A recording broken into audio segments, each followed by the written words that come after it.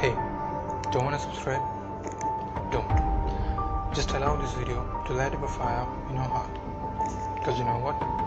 A heavy rocket also launches with the help of just a spark. Make this video to be that spark and fly towards your goals like the rocket.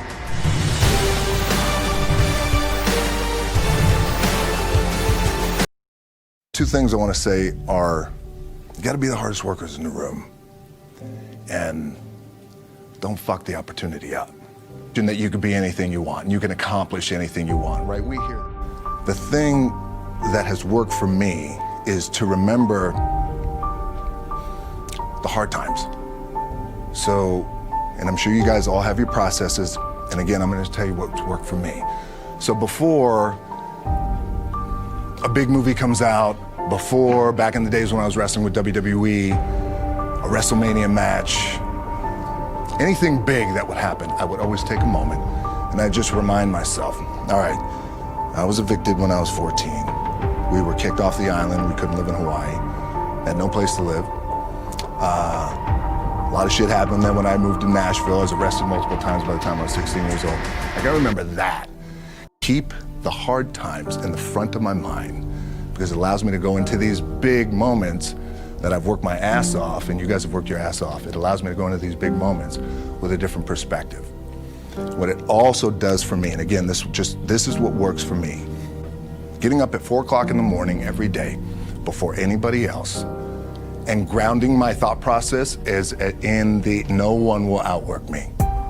No one. Film gives me the biggest opportunity to make the biggest impact, global impact. I don't want to make small movies. I love and respect our movie business, but I want to make big movies that do well, and when they do well, it's not the money thing, because we have money, right? Money's good. Money's good. It ebbs and flows. It's the idea that I can impact as many people as possible with a big global movie. And when the global movie is touching $1 billion, that sounds good, right? It's good for the bank account. It's good for everybody involved. Everybody's getting their piece of cake. It's great.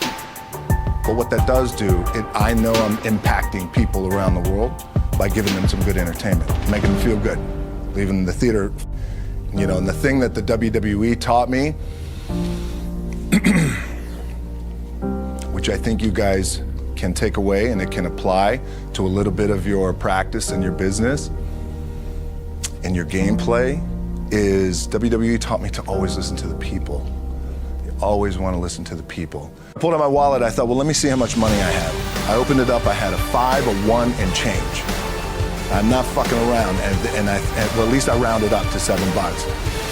But I thought, God, ain't this a bitch, I got $7 in my pocket. Where the fuck do I go now? What do I do? I can't go back to CFL, because you know, the point comes where you hear that voice, the big run's over.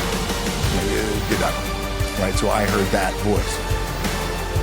What this also helps me do, and again, it works for me, is at some point, you gotta be fucking tired of not being number one. You have to be, and you gotta fucking play angry, and I play angry. Now, I'm cool and calm with my approach, and when I step out on my field, which is a set, or, you know, like, and you're always gonna have haters, and haters are like, well, damn, man, how many movies are you gonna make, or how much shit are you gonna do? Like, you do a lot of shit. I say, yes, it's my ambition. Of course, why not?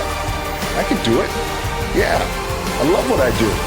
And not only that, but in what world do we not work every day? It doesn't mean, it's just like you guys in the off season. You gotta work every fucking day. It doesn't end. My back is up against this thing, you know, and I started to play angry, by the way, and I still play angry.